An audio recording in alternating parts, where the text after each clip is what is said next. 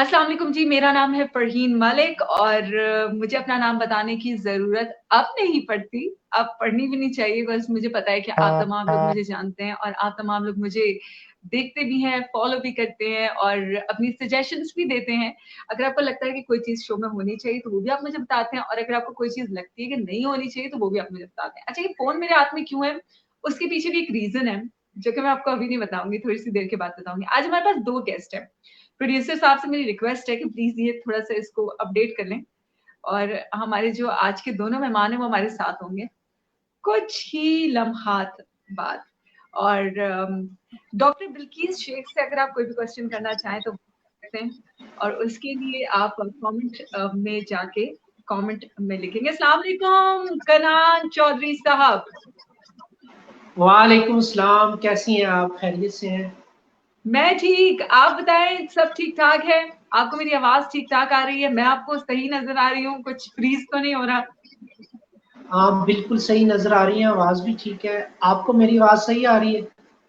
अभी हाँ, बिल्कुल मुझे आपकी आवाज बिल्कुल क्लियर आ रही है। असल में कनान साहब हुआ ये कि पिछली कुछ वीडियोस हमने, वैसे मुझे लगता है टेक्निकल एंगल्स ना हमें आपसे सीखने पड़ेंगे कि कुछ पिछले शोज मैंने किए, उसमें ना हमारी वीडियो कभी फ्रीज हो जाती थी। अच्छे से अच्छा इंटरनेट, मतलब मैं अब किसी नेटवर्क के लिए नहीं बोलना चाहती, बट ये ना भाई लोग फिर बोलेंगे कि यार नेटवर्क के पीछे तो आपकी आवाज और ये वो। बट टेक्निकली मुझे लगता है मैंने पाकिस्तान के सारे इंटरनेट यूज कर लिए और मुझे लगा कि यार ये अच्छे से अच्छा लैपटॉप पे, मतलब ये क्या सीन है कि वीडियो फ्रीज हो जाती है। खैर इस बात को छोड़े, आप बताएं कैसे हैं, ठीक ठाक हैं? अल्हम्दुलिल्लाह बिल्कुल ठीक ठाक, आप सुनाएं। बस ठीक ठाक। आइसोलेशन में तो नहीं? आप भी कहीं गए हुए खुदा ना खास्ता कोई 14 दिन, और ये घूमते फिरते रहते हैं, निकलते रहते हैं, तो आपको तो हर 14 दिन बाद फिर से आइसोलेशन में जाना पड़ता होगा। मैं तो आइसोलेशन में ही हूँ तकरीबन, और कोशिश कर रहा हूँ अवॉइड किया जाए। सूरत हाल तो काफ़ी अजीब सी है, क्योंकि डर भी लगता है जब बाहर जाते हैं कभी, क्योंकि हम जब आइसोलेशन से निकल के बाहर जाते हैं तो बड़ा एहतमाम करके डरते डरते जाते हैं। वहां जाके देखते हैं लोग ना तो फासला रखने के लिए तैयार है और ना ही उन्होंने मास्क पहने होते हैं, घुस रहे होते हैं साथ साथ, तो डर लगता है। तो मैं अवॉइड करता हूँ। 1-2 दिन पहले मार्केट में जाना हुआ मजबूरी के तहत, लेकिन अभी मैं कोशिश कर रहा हूँ कि मुझे ना जाना पड़े। बड़ा मुझे डर लग रहा है। कल से मैंने भाप भी ली है 2-3 दफ़ा और बार-बार हाथ धो रहा हूँ और कोशिश कर रहा हूँ कि मुझे ना निकलना पड़े, क्योंकि मैंने नोट किया है कि अ, अगर आप कोशिश करते भी हैं बचने की, तो लोग, एक तो उन्होंने मास्क नहीं पहने होते, फिर वो आपसे फासला भी रखने को तैयार नहीं होते। या तो फिर आपको वहाँ से हट एग्जैक्टली। जाना है अपनी जगह छोड़ के, या फिर आप रिस्क लें। तो इस तरह की सिचुएशन है, तो इससे थोड़ी परेशानी भी है। लोगों को चाहिए कि ख्याल रखें, लेकिन नहीं रख रहे अनफॉर्चुनेटली, तो क्या किया जा सकता है। कनान साहब, पहले तो मैं सुनने वालों के लिए और देखने वालों के लिए बताती चलूं कि हमारे साथ मौजूद है कनान चौधरी। कनान चौधरी से आप अपने नंबर्स के थ्रू डिटेल्स ले सकते हैं। फेमस एस्ट्रोलॉजर, मतलब एस्ट्रोलॉजी हो, न्यूमरोलॉजी हो। कनान साहब, मतलब मुझे लगता है आप ये जो मल्टीटास्किंग पे आ गए हैं, अब ये कौन कौन से इल्म है जो रह गए हैं जो आपको नहीं पता? कौन कौन से इल्म है? मैं एक्चुअली न्यूमरोलॉजी भी करता हूँ, एस्ट्रोलॉजी भी देखता हूँ, उसके अलावा हैंड राइटिंग भी देखता हूँ। सिग्नेचर में भी एक्सपर्टीज है मेरी, सिग्नेचर रीड करने में।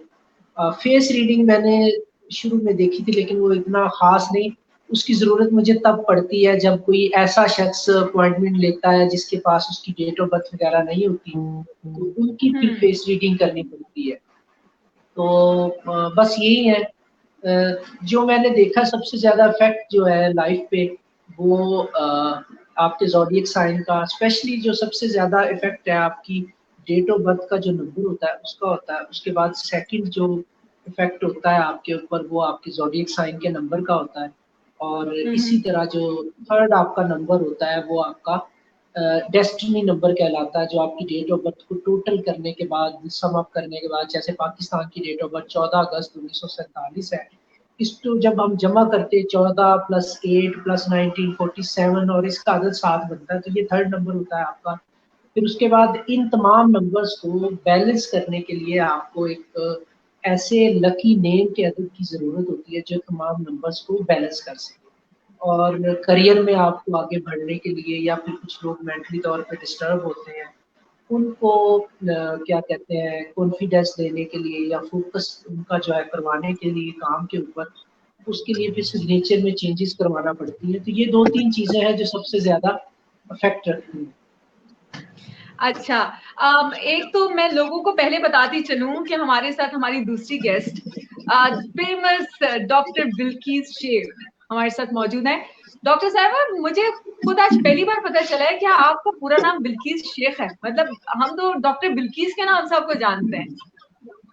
नहीं, मेरे हस्बैंड का नाम तारिक शेख है, तो फैमिली नेम है डॉक्टर बिल्किस अच्छा, शेख। मैं लोगों को बताती चलूं कि डॉक्टर बिल्किस से मैं जिंदगी में एक बार मिली हूँ और लिटरली मैं उनसे मिलके, कनान साहब आपको बताती चलूं कि हमारे साथ जो डॉक्टर बिल्किस हैं, डॉक्टर बिल्किस को तो डेफिनेटली सब जानते होंगे और डॉक्टर बिल्किस हमारे कनान साहब को भी जानती होंगी। जी बिल्कुल जानती लोगों हूँ। को बताती चलूं कि डॉक्टर बिल्किस से मैं जिंदगी में सिर्फ एक बार मिली हूँ और लिटरली मैं इनकी फैन हो गई। मुझे लगता है कि जो बाद में अपनी जड़ी बूटियों से इलाज करती है ना, उससे पहले इनकी बातें और इनकी इनकी शक्ल देख के, इनका ओवरऑल जेस्चर देख के बंदा आधा ठीक हो जाता है। डॉक्टर साहब, ये क्या है? मतलब आपके पास तो इतना रश, इतने लोग होते हैं, तो मेरे ख्याल में आपको तो थोड़ा सा अजीब चिड़चिड़ा सा हो जाना चाहिए।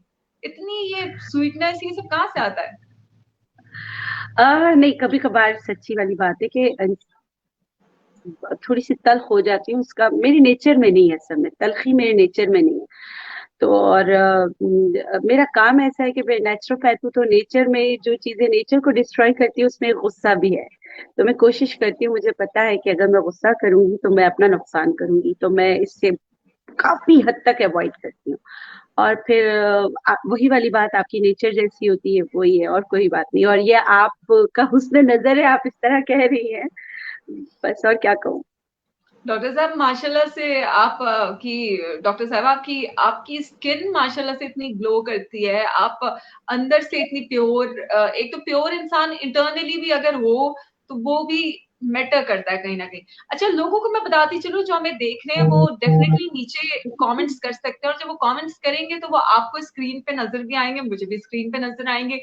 लोगों के लिए बताते चले कि डॉक्टर बिल्किस शेख को कौन नहीं जानता। अगर आप इनसे कोई सवाल करना चाहते हैं तो आप बिल्कुल कर सकते हैं, लेकिन डॉक्टर साहिबा बहुत मसरूफ खातून है और हमने इनसे बड़ा बड़ा रिक्वेस्ट किया कि प्लीज आप हमें थोड़ा सा टाइम दे दें।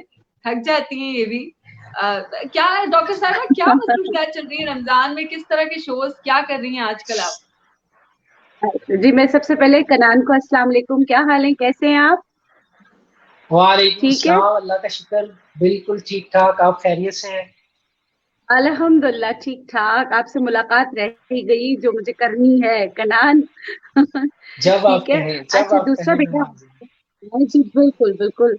अच्छा बेटा, दूसरी बात ये कि रमजान में मैं पीटीवी के साथ, पीटीवी जो हमारा नेशनल चैनल है उसके साथ मैं कर रही हूँ, मतलब कि हमारी जो ट्रांसमिशन है वो कर रही हूँ। फिर अब क्योंकि ये जो वबा है इसकी वजह से ऑनलाइन काम बहुत बढ़ गया है, क्योंकि हमने अपने पेशेंटों को छोड़ना तो नहीं है ना, जाहिर सी बात है, उनकी अद्वियात उनको, तो उससे फिर ये हो रहा है कि मेरा काम बहुत ज्यादा बढ़ गया, क्योंकि सबकी हिस्ट्री लेना, उनसे बात करना, फिर उनको चीजें देखना, इस सबको देखना, तो मुझे लगता है कि मेरा काम डबल हो गया। सब लोग, दूसरे अच्छा, लोग रेस्ट कर रहे हैं, लेकिन मेरा काम डबल हो गया है। मैं ना ऑनेस्टली चाह रही हूँ कि मैं आप दोनों से क्वेश्चंस एक साथ साथ करती जाऊं, बट मैं चाह रही हूँ कनान साहब से तो बहुत लंबी ना, मतलब मुझे लगता है कनान साहब के साथ तो 4-6 घंटे भी मैं बैठ के गुजारूं। डॉक्टर साहब 2 घंटे शो करते थे हम रेडियो पे। मैं जब कनान साहब से रिक्वेस्ट करती थी कि प्लीज आप मेरे रेडियो शो पे आए, 2 घंटे 2 हफ्ते भी करते रहे तो कनान साहब के लिए वो कम है और हमारे लिए भी वो कम पड़ते हैं। लेकिन डॉक्टर साहिबा के पास जरा वक्त लिमिटेड होता है, तो हम चाहेंगे कि डॉक्टर साहिबा से जरा जल्दी जल्दी से कुछ क्वेश्चंस कर लें। एक तो डॉक्टर साहिबा, आजकल ये कोरोना के से रिलेटेड बहुत सारे लोग बहुत परेशान हैं और वो, उनको लगता है कि हल्का सा भी अगर बुखार भी हो रहा है तो वो उस चीज को बहुत सीरियसली ले रहे होते हैं और वो परेशान हो जाते हैं। एक तो ये, इसके लिए अगर आपके दिमाग में कोई टोटका आपको है तो वो आप मुझे बता दीजिए। जी बिल्कुल, दूसरा, बता मैं ये दें, पूछना बता दें। चाहूंगी कि लोग डिप्रेशन में बहुत ज्यादा आना शुरू हो गए हैं, तो उसके लिए लोगों को क्या करना चाहिए? अच्छा देखिए, आपने दोनों सवाल बहुत जबरदस्त पूछे हैं, मौके की मुनासबत से पूछे। सबसे पहले तो ये बात जान ले कि कुन फायकुन के मालिक सिर्फ अल्लाह गफूरुर रहीम है। ठीक है, अल्लाह ताला जो वबा है, हम दुआ कर सकते हैं कि खत्म हो, लेकिन कुछ चीजें ऐसी हैं जो इससे पहले भी, ये इसकी एक नई किस्म है। कोविड-19 जो है नई किस्म है, इससे पहले भी सर्स जो इसकी एक किस्म थी आ चुकी है। सही है, तो वो वबाई अमराज के लिए बहुत सारी ऐसी हमारी जड़ी बूटियों में, लेकिन सबसे बड़ी सबसे एक जड़ी बूटी या एक चीज का नाम मैं लेना चाहूंगी जिसका तस्करा ना सिर्फ हमारे मुकद्दस किताब में है, बल्कि और हमसे पहले आए हुए किताबों में भी मौजूद है, वो है कलौंजी। और इसके बारे में हदीस मुबारका भी है। तो कलौंजी में शिफा है, और वाकई अगर आप साइंसदान भी ये मानते हैं, साइंटिस्ट भी इस पर रिसर्च करें कि इसकी शिफा को कैसे जो है ना इस वबा के लिए को खत्म करने में इस्तेमाल किया जाए या इसकी अद्वियात बनाई जाए नेचुरोपैथी में। मैं आपको बता देती हूँ, अल्हम्दुलिल्लाह वी आर ब्लेस्ड के जितने भी बड़े शरीर का जो रीजन है, सब जगह आपको जो है कलौंजी बहुत ही कलील पैसों में मिल जाता है। करना क्या है, आपने एक बड़ा चम्मच कलौंजी का लेना है, 2 गिलास पानी में इतना पकाना है कि वो 1 कप रह जाए। आप इसको सिर्फ सिर्फ पी जाएं, ठीक है। और अगर चाहे तो इसमें पिंच नमक का डाल दें, तो इससे बहुत लोगों को बहुत फर्क पड़ेगा। जो खुश्क खांसी होती है, वैसे भी मैं बताती हूँ, आप यकीन करें, खुश्क खांसी जो है वो लोग मुझे बताते थे कि जैसे 1 से 2 दिन में सही हो जाती है। इसकी धुनी भी ले सकते हैं, जैसे स्टीम, इसको उबालते हुए इसकी स्टीम भी ले सकते हैं। और दूसरा, आपने हल्दी की चाय पीनी, क्योंकि अभी हमें अपनी इम्यूनिटी को इतना बढ़ाना है कि ये वबा जो है हम पे जो है अटैक ना कर सके ना, क्योंकि हमारे सोल्जर्स अच्छे होंगे तो वबा अटैक नहीं करेगी। तो इसके लिए बहुत सारे लोग ये कहते हैं कि गला खराब हो जाता है नींबू खाने से, तो नींबू को गर्म पानी में उबाल के पिए, नमक के गरारे करें, नमक के गरारे करने से भी इम्यूनिटी बढ़ती है। अब इसमें भी रिसर्च जो है आप लोग कर सकते हैं कि नमक के गरारे आपकी इम्यूनिटी को भी बढ़ाते हैं, और आपके जो गले में जो आपके पाजित मादे होते हैं उनको खत्म करने में आपकी मदद करता है। और ये चीजें तो हम बहुत सदियों से करते आ रहे हैं। उसके अलावा गेंदे के फूल हैं, गेंदे के फूलों को उबाल के उसमें दालचीनी लौंग डाल के उससे गरारे किए जा सकते हैं। अब आते हैं हम कि हम एंजाइटी से कैसे निकलें। तो हर जगह पर एक दरख्त मौजूद है, उसे हम कहते हैं पीपल का पेड़ कहते हैं, और पीपल मतलब कि हर जगह मौजूद है। अब क्या करना है आपने कि पीपल के जो नए पत्ते हैं उसको उबाल कहवा पीना है। ये दिमागी अमराज की नंबर 1 दवा। अच्छा, अब हम दूसरे पे आ जाते हैं। आपके घर में साबुत धनिया मौजूद, आप साबुत धनिया उबाल के पीजिए। और एंजाइटी स्ट्रेस को दूर करने के लिए डीप ब्रेथ एक्सरसाइज कीजिए, वॉक कीजिए, ताकि आपके प्लेजर हार्मोन्स रिलीज हो। आपने पपीते का इस्तेमाल करना है, आपने जो है शिमला मिर्च बहुत अच्छी है, शिमला मिर्च का इस्तेमाल करना है। कैमोमाइल टी बहुत अच्छी होती है, कैमोमाइल टी का इस्तेमाल करें। मुश्के वाला एक जड़ी बूटी आती है वो, अच्छा मुश्के वाला नहीं मिलेगी, लॉकडाउन में कहाँ जाएंगे। लहसुन, यानी लहसुन तो हर घर में मौजूद होता है। नींद नहीं आ रही है, एंजाइटी है, स्ट्रेस है, 1 से 2 लहसुन ले, उसका आपने छिलका नहीं उतारना, उसके बल्ब अलग कर लेना है। आप जो तकिया इस्तेमाल करते हैं, आप तकिए में भर लें। आप जो सुनने वाले वो बोलेंगे डॉक्टर बिल्किस इतने बदबू वाला बता दिए, कैसे करके देखिएगा। एक दिन आपको फील होगा, दूसरे दिन फील होगा, तीसरे दिन आपको इतनी अच्छी नींद आएगी। उसके बाद वो बल्ब जैसे पुराना होता जाएगा, उसमें ऑयल आता चला जाए, आपके तकिया खराब नहीं होगा क्योंकि वो अपने कवर में होगा। ये छोटी छोटी चीजें करने से बहुत फर्क पड़ता है। डॉक्टर, मैं ऑनेस्टली आपकी बात से बड़ा इत्तेफाक करती हूँ। मैंने बहुत सारी ऐसी हर्ब्स के बारे में भी सुना है, इवन लिवेंडर के बारे में भी हम ये पढ़ते थे। मैंने कई जगह पढ़ा कि आप उसका ऑयल या फिर उसका स्प्रे अगर आप अपनी तकिया पे करें, या उसकी जड़ी बूटी को आप अपनी तकिया के अंदर रखें, तो आपको बहुत तो उससे पुरसकून आपको नींद अच्छी आती नींद है। है। अच्छा, जी। सोया भी ये करता है। सोया जो है ना, सोया की गड्डी भी अगर आप साथ रख लो, उससे भी आपको अच्छी नींद आती है। स्पेशली जो बच्चे रात को बहुत ज्यादा रोते हैं, री करते हैं, उनके लिए भी बहुत अच्छा है कि सोया की गड्डी जो है ना साथ यानी कि रख ले उन माओं के लिए तो आप ये टोटका बता रही हैं जो कि पहले ये सोचा करती थी कि भाई बच्चे अगर शोर मचा रहे हैं और सो नहीं रहे तो उनको आप थोड़ा सा खांसी का शरबत पिला के जो है ना वो सुला देते थे कि नींद की बिल्कुल चलो भी नहीं। जो अच्छा, इंटेक होता इसके है। हाँ मैं ऐसे अपने बहुत सारे ऐसे रिश्तेदारों को जानती हूँ जिन्होंने ये हरकत की है, उनके बच्चे कुंज हैं। कभी अच्छा। भी नहीं कीजिएगा। अब बिल्कुल देखिए, खांसी के शरबत में जो चीजें डाली जाती है, जो दिमाग को सुलाने के लिए या थोड़ा सा आपको वो करने के लिए, जैसे नींद ले आए। और हमेशा जो भी खांसी का शरबत पीता था नींद, अब देखिए नई नई रिसर्चेज होती है, उसमें जो केमिकल यूज होते हैं वो आपको वक्ती रिलीफ देने के लिए होते हैं। आपने खांसी का शरबत बच्चे को पिला दिया तो आपसे बड़ा दुश्मन उसका कोई नहीं। और कौन हम्म। माँ है जो अपने बच्चे से दुश्मनी करना चाहे? तो खुदारा बिल्कुल सही अपने बात। बच्चों के जहनों से ना खेले, प्लीज ना खेले। डॉक्टर साहबा, इससे एक अच्छा है। सवाल मैं आपसे जी करना चाहती हूँ। जी जी। आपको क्या लगता है कि वो कौन सी गलतियां हैं, बड़ा टेक्निकल एक सवाल है, कि वो कौन सी गलतियां बिल्कुल हैं बिल्कुल। जो हम घरों में रहकर इस आइसोलेशन या इस क्वारंटीन के वाला जो एक टाइम है इसमें हम वो कौन सी गलतियां हैं जो कर रहे हैं जिसका इम्पैक्ट हमारे दिमाग पे पड़ रहा है, जिसका इम्पैक्ट हमारी सेहत पे पड़ रहा है, वो कौन सी चीजें? देखिए, आप लोग जब न्यूज देखते हैं ना, सबसे पहले मैं बताऊं, हर वक्त का स्ट्रेस, एंजाइटी, हर वक्त जो न्यूज देख रहे होते हैं तो ऐसा लगता है कि ये ना कोरोना पास से गुजर रहा है ना? क्योंकि वो हम बहुत से तो हैमर मुझे हो रहा लगता है होता एक है, हर आध वक्त दिन में हम हैमर होता है। गुजर भी जाएंगे। हाँ हाँ, अल्लाह ना करे, अल्लाह सबको अपने हिफ्ज़ो अमान में रखे। वो हेमरेज बेशक। तो करते ना, देखिए मेरी बात सुने। पहले के जमाने में क्या होता था, मैं और हमारे माए, हमारे मतलब नानी दादी कौन कौन सी क्रीमें लगाती थी, क्या करती थी, उनको क्या पता था क्रीम कौन सी है, नाइट क्रीम कौन सी है, क्या लगाना है क्या नहीं करना है, कौन से चीजें हैं जो आपने पीना है, कौन से सॉफ्ट ड्रिंक्स आपने लेना है। किसी को पता था कि मेहमान आए तो क्या करना है?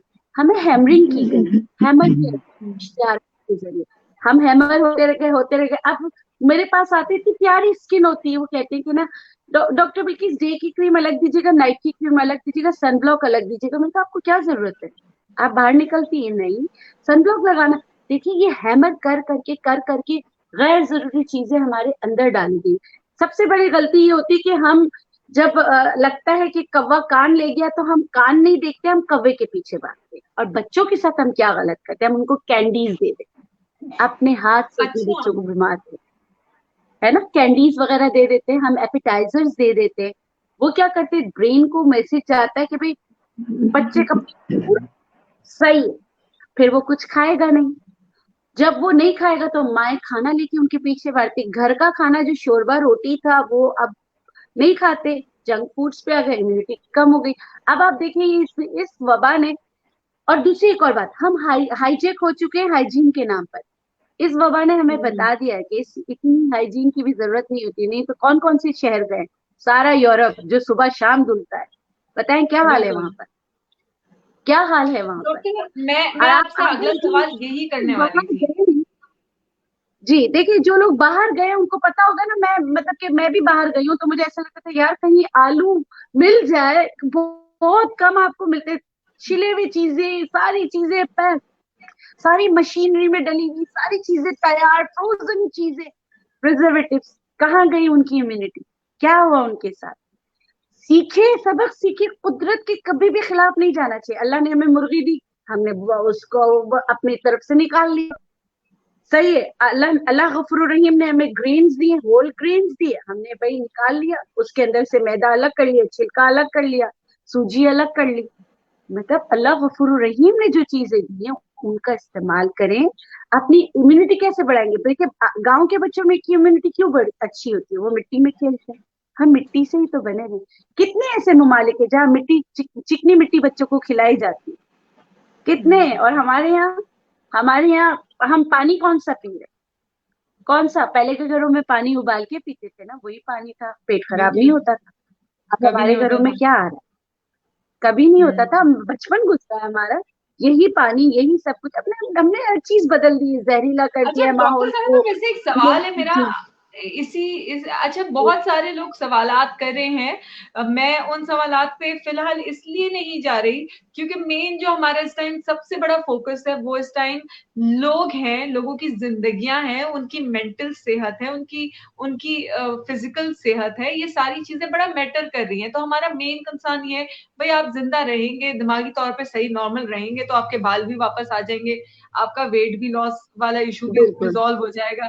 तो सबसे पहले इन चीजों को थोड़ा सेटल डाउन करना चाहिए, खास करके हमारी फैमिलीज में जो थोड़ा अबव 50s और 60s वाली जो एज के लोग हैं, वो बहुत ज्यादा डिप्रेसिंग मूड में या डिप्रेशन साइड पे जाना शुरू हो गए हैं।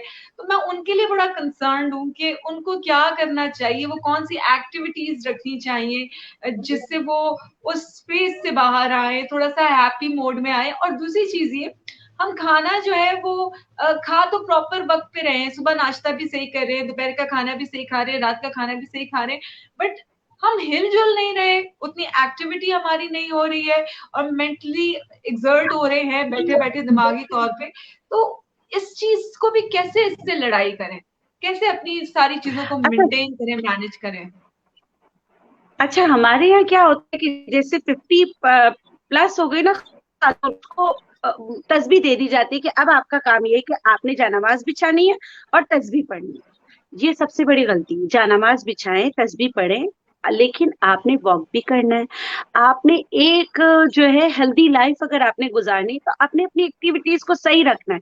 हमने ऐसे लोगों को भी देखे जो 70-70 साल के, वो इतने एक्टिव है, और हमने ऐसे भी देखे जो 40 साल के, वो बाल डाई नहीं कराते कि नहीं। मतलब कि आप देख लें, एज डिफरेंस देख लें, 70 साल की आपको खातून मिलेगी या मर्द भी मिलेगा तो आपको लगेगा कि वो जो है ना 50 या 40s में, और आपको कुछ 40 साल की ऐसी खवातीन मिलेंगी आपको लगेगा कि 70s या 80s में। वो उनका अपना कसूर है, अपना आप को छोड़ देना। अपने देखिए, मौत का एक वक्त मुकर्रर है, वो तो आना है, सबने जाना है, और जिस तरह जाना है ये गफुर रहीम अल्लाह के अलावा किसी को नहीं पता है कि कैसे होगी। तो जब तक ये अपनी रूटीन वाली जिंदगी गुजारे, सबसे पहले सुबह उठ के अपनी बॉडी को हाइड्रेट करें। मैं मतलब कि जैसे आपने 50 प्लस का है, तो उनके लिए सबसे अच्छी चीज क्या है? सबसे अच्छी चीज है नारियल का पानी। अब आप बोलेंगे कि नारियल का पानी एक्सपेंसिव है, महंगा है, कैसे पियेंगे? कोई बात नहीं, छोटा सा टुकड़ा नारियल का लेके, अगर आपको वो वाला नारियल मिल जाता है जो मतलब कि कटे हुए पीसेस में मिलते हैं, उसको आप पानी में भिगोएं, ब्लेंडर में डाल के ब्लेंड करें, और उसको उसका जूस, 1 चम्मच से आपका 1 ग्लास अच्छा सा जूस बन जाएगा। पहले आपने 1 ग्लास पानी पीना है, फिर उसके बाद आपने दाब का पानी कहते हैं, नारियल पानी पे कहते हैं, वो पिए, ताकि आप बुजुर्गों को किस चीज की जरूरत होती है? कैल्शियम की जरूरत होती है। तो नारियल का पानी नेचुरल आपको कैल्शियम और मिनरल्स प्रोवाइड करेगा। पुराने जमानों में और अभी भी नेचुरोपैथी की जितनी भी अद्वियात बनती हैं, जिसे हम शरबत फौलाद कहते हैं, उसमें क्या होता है? उसमें खाने का चूने का पानी होता है, उसके साथ दूसरी चीजें मिलाई जाती है। जो पान में चूना डलता है, आपने 1 ग्राम चूना जो है पानी में डाल देना है, और वो ना फिल्टर हो जाएगा खुद ही। और वो फिल्टर, सबसे पहले गलती नहीं कीजिएगा, वो फिल्टर होगा 48 आवर्स में। 48 आवर्स में जो पानी रह गया, पानी में जो मिल गया वो चूना, वो आपके लिए है, आपने वो पी लेना है। बाकी तो आप ग्लासेस बना के रखे कि डेली की कंज्यूम के लिए आपके पास हो। इतना आसान है कैल्शियम का इंटेक अंदर करना, मगर हम बिक गए, अद्वियात की कंपनीज के गुलाम हो गए। वो हमें हमारी चीजों से डराते हैं और वही चीज हमें देते हैं। डॉक्टर साहबा, अगर वो मैं कोई आपका दूसरे की, ज्यादा वक्त नहीं लेना चाहूंगी। मैं चाहती हूँ कि बस आपके 2-3 मिनट और मैं चाहूंगी कि आप हमें दे दें। एक क्वेश्चन मैं करना चाहती हूँ कि लोग इफ्तारी में और सहरी में आजकल कौन सी चीजें, क्योंकि अब तो बाहर जाना इतना नहीं हो पा रहा और साथ साथ गर्मियां भी आ रही हैं, तो कौन सी चीजें आपको लगता है कि उनको सहरी में खानी चाहिए? क्योंकि इस बीमारी से लड़ने के लिए आपकी इम्यूनिटी भी स्ट्रांग होनी चाहिए, तो उसके लिए आप सहरी में क्या चीजें खाएं और इफ्तार में क्या चीजें खाएं? दही में आपने सहरी में आपने दही का इस्तेमाल कर, नमकियात नहीं खाना। रात का बचा हुआ सालन वगैरह जो हम सहरी में, हमारी यहाँ सहरी जो होती है ना, बहुत ज्यादा हैवी खाई जाती है। तो आपने क्या करना है, क्वालिटी जैसे जूसेस वगैरह का इस्तेमाल करें। और क्योंकि अब जाहिर सी बात है, आपको नमकियात चाहिए भी तो आप नींबू पानी बना सकते हैं। नमक का इस्तेमाल आपने सहरी में बहुत कम करना है। और अफ्तारी में अगर मैं कहूंगी भी तो कोई सुनेगा नहीं, तो आप ऐसा कर सकते हैं कि जैसे दही बल्ले वगैरह बना के आप खा सकते हैं।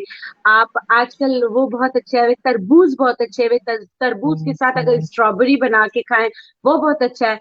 और शहरी में भी अगर आप बहुत अच्छा है ना, जैसे दही में आप जो है ना स्ट्रॉबेरीज डाल दे, बादाम डाल दे, थोड़ी सी काली मिर्ची डाल दे, तो आपका बहुत अच्छा हो जाएगा। और जौ का जैसे दलिया बना के खाया जाए तो फिलर होता है, जैसे आपका पेट भरा भरा रहता है। और आप वो चीजें नहीं खाएं जो आपके थ्रस्ट को बढ़ाए। और तुख मलंगा का इस्तेमाल ज्यादा करें आप। अल्लाह गफूर रहीम में इस मौसम के हिसाब से जितने भी जैसे फालसे आ गए हैं, और जैसे खरबूजे आ गए, मेलन फैमिली पूरी आ गई, इनका इस्तेमाल करना है आपको, और बनाना भी बहुत लास्ट अच्छा है। क्वेश्चन डॉक्टर साहिबा, मैं आपसे पूछना चाहती हूँ कि जो फल हम खरीदते हैं मार्केट से, तो भाई जहाँ सब एक तो सबको ये लगता है कि जी जो फल हम लेके आते हैं उसके भी छिलके को, जाहिर सी बात है ऐसा ना हो उससे हमें कोरोना लग जाए, तो उसको रगड़ रगड़ के साबुन से धो रहे हैं, ये कर रहे हैं, वो कर रहे हैं, तो हाँ इस हाँ, पे वो आप मैंने क्या वीडियो कहेंगी? देखी है मुझे। मैंने भी वो वीडियो देखी है। सही है, आपने क्या करना है मैं आपको बताती हूँ। थोड़ा सा सिरके वाला पानी बनाए, सिरके वाला पानी, और थोड़ा सा गर्म पानी बना के, अगर जो लोग हैं जो नेचुरोपैथी में देखना चाहते हैं, उस सिरके वाले पानी में डाल दें। असल में माशाल्लाह माशाल्लाह दुनिया इतनी तरक्की कर चुकी है, वो ये करती है कि ना फलों को भी प्रिजर्व करने के लिए इस पे मोम लगा देती है, तो सिरके वाले गर्म पानी में मोम भी निकल जाएगा। सही है। और आप अच्छा। भी एक जी जी, सेब पे भी अगर आप देखेंगे ना, लाइट सा मोम का उन्होंने स्प्रे किया हुआ होता है, और जो आपके खाने के हम्म। लिए अच्छा नहीं है। तो हमेशा आपने सिरके वाले गर्म पानी में लाके सेब भी डाल दें, दूसरी चीजें भी डाल दें, 2 मिनट रहने दें, उसके बाद निकाल लें, और उसके बाद उसको ड्राई करके इस्तेमाल करें। और फल इतना ही लें जितना आप कंज्यूम कर सके। बहुत सारे फल ऐसे होते हैं जिनको फ्रिज में नहीं रखा जाता। डॉक्टर साहिबा, thank you so much for your time. बस एक लास्ट क्वेश्चन जिसको आप बहुत ही सिंप्लीफाइड फॉर्म में मुझे जवाब दे दें। एक तो लोग ये कह रहे हैं कि हम घर पे रहते हैं तो हम खा खा के ना हम बहुत वजन बढ़ता जा रहा है, तो उसके लिए हम क्या करें? और सेकेंडली ये कि वो ये बोल रहे हैं कि जी हम परेशान रह रहे हैं कि हमारे बाल जो है ना वो झड़ रहे हैं, और हमें लगता है कि जब ये हम इससे निकलेंगे क्वारंटीन से तो हम ऑलमोस्ट गंजे हो चुके होंगे, तो वो क्या अच्छा करें देखिए, मतलब? मैं बताती हूँ। बाल बने हैं प्रोटीन से। प्रोटीन अगर आपकी प्रोटीन की डिस्ट्रीब्यूशन कौन करता है? आपका जिगर करता है। इसका मतलब है बिल्कुल। जिगर अपना काम सही नहीं कर रहा। क्यों नहीं सही कर रहा? हम्म। तो जिगर कैसे काम सही करेगा? तो आपने कहा सिंपल, मैं बहुत आसान से आपको बता दी। तिरफिला हर बहेड़ा आंवला 1 कप दही में 1 चम्मच डाल के खाएं, ताकि उसकी प्रोटीन जो है जिगर सही तरीके से एब्जॉर्ब करे, और आपकी सप्लाई ब्लड की अच्छी बनाए, तो इससे आपके बाल गिरना रुकेंगे। और बालों के लिए जिंजर बहुत अच्छा होता है। जिंजर का जूस निकाल के आपको जो तेल आपको सूट करता है उसमें मिक्स करके आप सर की जड़ों में लगाएं। 1 घंटे बाद आप वॉश कर लें, तो इंशाल्लाह इससे फर्क पड़ेगा। लेकिन बाल गिरने के और भी बहुत सारे रीजन होते हैं। One of the reason is this. उसके अलावा अगर आपको हार्मोन का कोई इशू हो, या आपको कोई मतलब थायराइड का इशू हो, बहुत सारी चीजें जो आपने देख लेना है कि वजह क्या है। रूट कॉज देखेंगे तो फर्क पड़ेगा। एक और चीज है, जब सिलीनियम दबता है, जब आपका कोलेस्ट्रॉल बढ़ता है, तो भी आपके बाल गिरते हैं। और कोलेस्ट्रॉल आपका वो चर्बी, वो आपके एनर्जी है, जो अल्लाह ने आपको वो एनर्जी दी है, वो जो आपका ईंधन है। ईंधन कैसे इस्तेमाल करना है? ईंधन चल के इस्तेमाल करना है, आपने वॉक करना है, आसान है। डॉक्टर साहबा, thank you so much for your time. लोगों के लिए जो आपसे मिलना चाहते हैं और आपसे मशवरों के साथ साथ आपकी दवाइयाँ लेना चाहते हैं, तो वो आपसे कब, कहाँ, कैसे कांटेक्ट कर सकते हैं?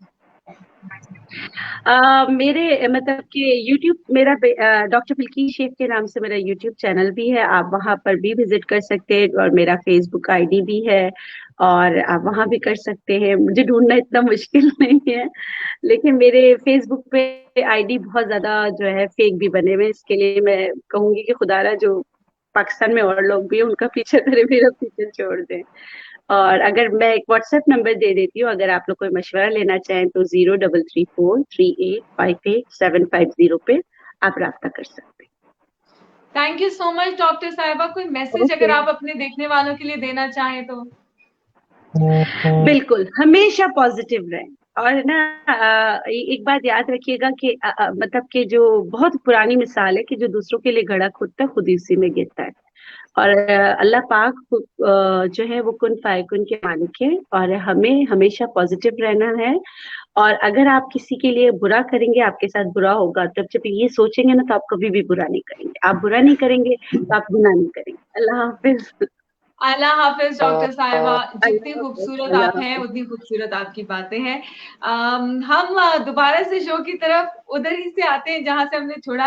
अच्छा, कनान साहब से एक बहुत स्ट्रॉन्ग एक इंटरनल बॉन्डिंग भी बन जाती है। मैंने नोट किया कनान साहब से जो मिलता है ना वो कनान साहब कई फैन हो जाता है, और फिर कनान साहब से चाहकर भी वो किनारा कशी नहीं इख्तियार कर पाता।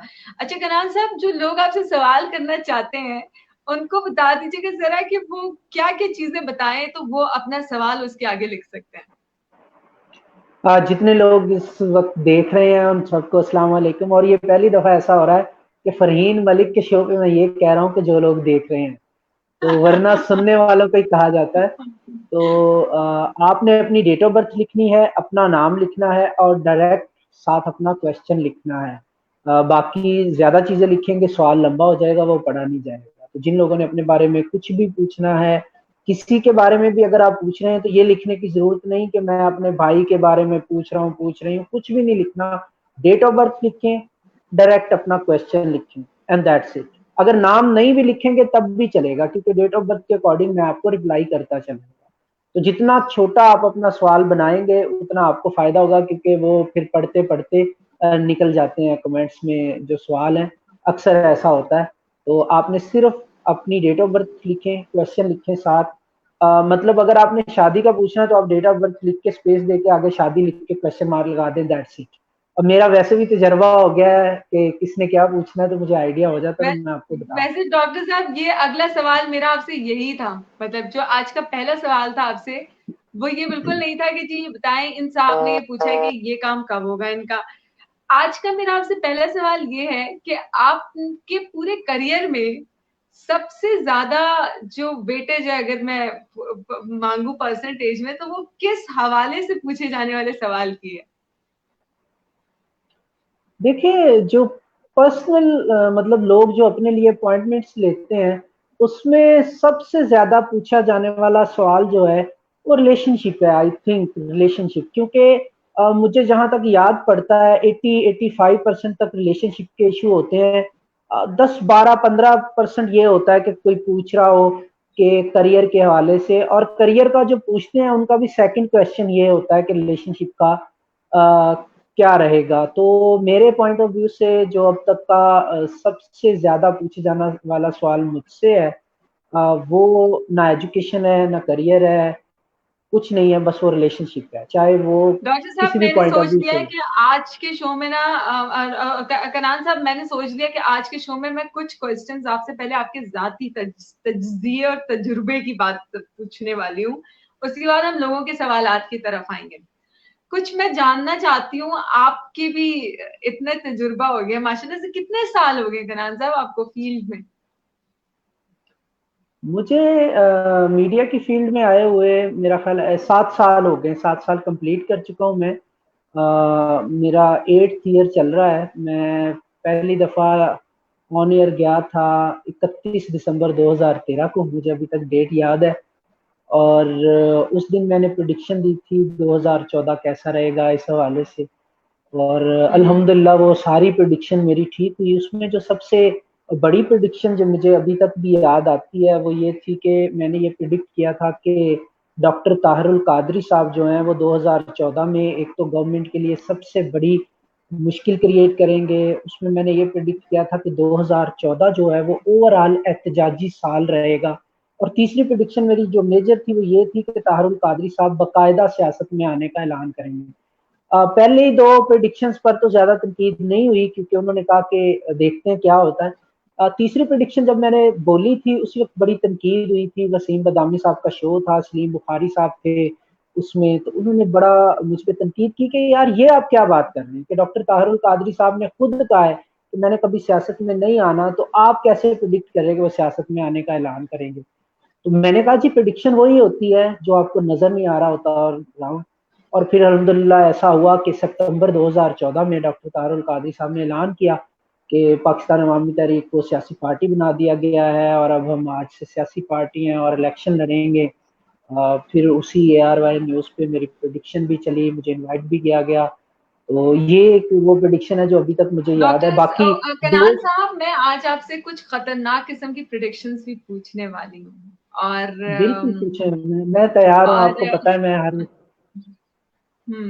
सेकेंडली ये कि एक तो मैं आपसे कुछ खतरनाक किस्म की प्रेडिक्शंस भी पूछने वाली हूँ आज के शो में, लेकिन फिलहाल मैं अपना जरा रिसर्च वर्क कंप्लीट करना चाह रही हूँ। तो आपने जैसे बताया कि लोग यूजुअली आपसे रिलेशनशिप के बारे में पूछते हैं, ना करियर के बारे में इतना पूछते हैं, ना अपनी जाती जिंदगी के मसले मसाइल के बारे में पूछते हैं, ना अपनी सेहत के बारे में। मोस्ट आस्क्ड क्वेश्चन अगर मैं कहूँ तो वो ये होता है रिलेशनशिप, ठीक है? तो उसमें से कितने परसेंट रिलेशनशिप्स का आपको पता चल जाता है कि यार ये चलने वाले नहीं है?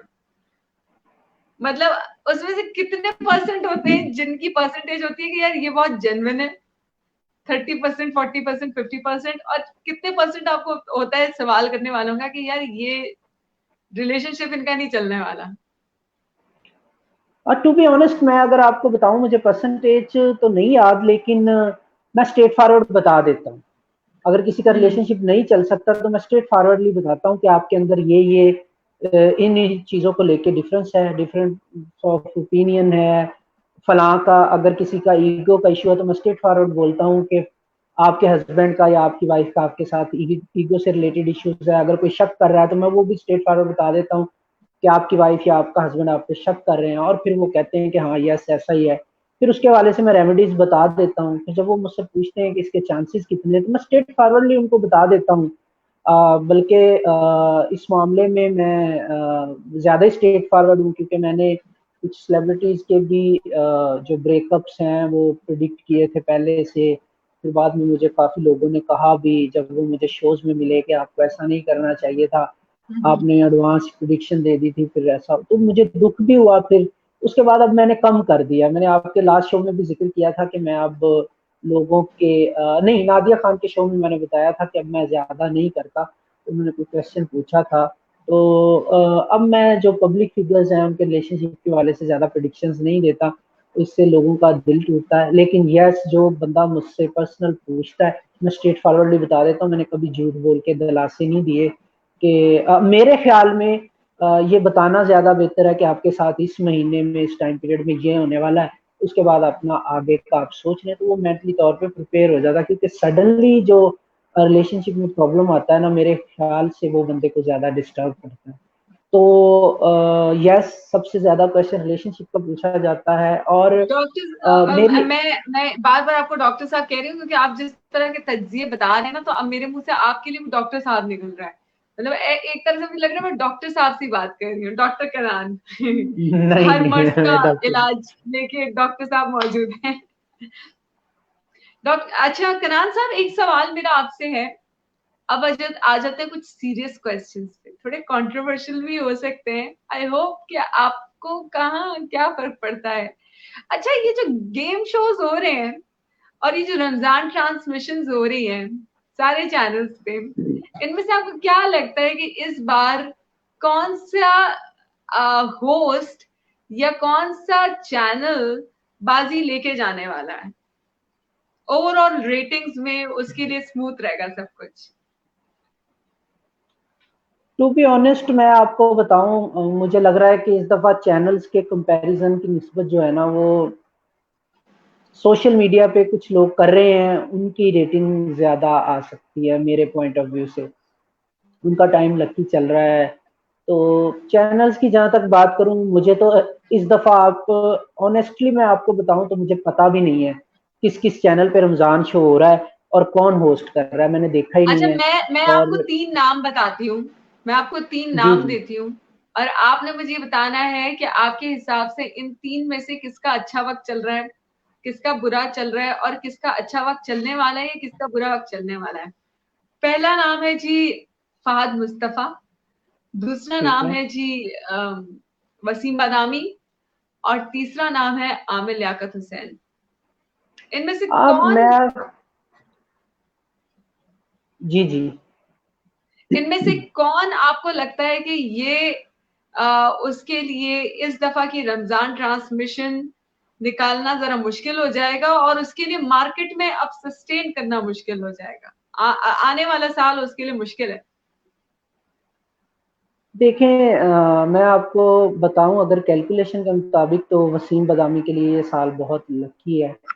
इस साल के आगाज में मेरी उनसे शो किया था उनके साथ ही कि 2020 कैसा रहेगा, तो शो में मैंने उनको बताया था कि आपके लिए ये साल बहुत लकी रहने वाला, बिजनेस के पॉइंट ऑफ व्यू से भी, शोज के पर्सनल पॉइंट ऑफ व्यू से भी, रिलेशनशिप के पॉइंट ऑफ व्यू से भी। सो नंबर 1 पे वसीम बदामी को पिक करूंगा, उनका टाइम पीरियड बहुत ज्यादा लकी चल रहा है। और सेकेंडली थोड़ी सी कंट्रोवर्सी रहेगी फहद मुस्तफा के साथ, लेकिन अच्छा करेंगे वो। स्ट्रगल थोड़ी सी रहेगी उनकी रेटिंग के हवाले से, या थोड़ी सी कंट्रोवर्सी उनके साथ अटैच रहेगी, तो वो कुछ आमिर बेहतर लियाकत का क्या करेंगे। कसूर है? मतलब आप उनको फिर बस किसी वो एंगल पे आपने लेते हैं? उनको मेरा ख्याल है कि उन पे कमेंट्स ना ही करें। मतलब मतलब आज अच्छा, मैं एक थोड़ा सा और सवाल कर लेती हूँ इसी से रिलेटेड, कि आपको लगता है कि आमिर लियाकत इस दफा भी ये ट्रांसमिशन निकाल लेंगे और आना इनका फ्यूचर ब्राइट है अब भी?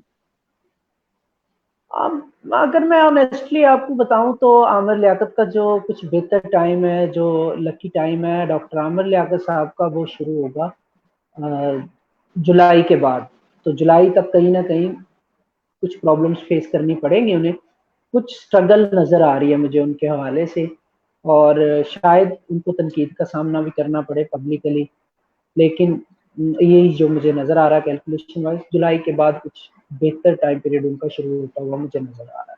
कुछ सीरियस क्वेश्चंस मैं करना चाहती हूँ। पहला क्वेश्चन ये कि पाकिस्तान में इकोनॉमी जिस तरीके से चल रही है इस वक्त, और सारी सिचुएशन आपके सामने भी है, आपको क्या लगता है, क्या इस पाकिस्तान में स्टेबिलिटी कितने टाइम बाद एक्सपेक्टेड है? और जो लोग बहुत ज्यादा परेशान हैं और आने वाले दिनों में कहा जा रहा है कि खुदा ना खास्ता बहुत से लोगों को अपनी जॉब्स और अपने कारोबार और बहुत सी तरीकों से नुकसान होगा, तो स्टेबिलिटी कितने अरसे में एक्सपेक्टेड है?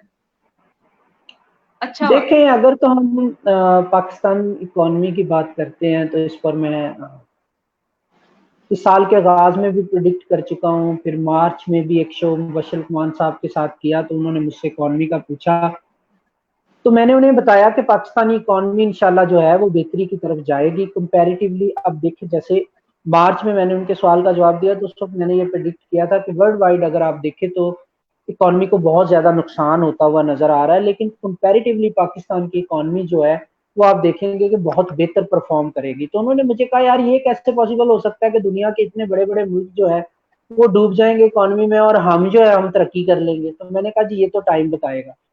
फिर अभी कुछ दिन पहले आपने देखा कि अभी तक का हमारी स्टॉक मार्केट का रिकॉर्ड है, कभी भी एक दिन में 1500 पॉइंट का इजाफा आज तक नहीं हुआ जब से स्टॉक नहीं हुआ। एक्सचेंज चल रही है। नहीं हुआ। एक दिन में 1500 रिकॉर्ड पॉइंट्स का इजाफा हुआ और उसको बंद किया गया कि अब इससे ऊपर कितना हम इसको लेके जाए।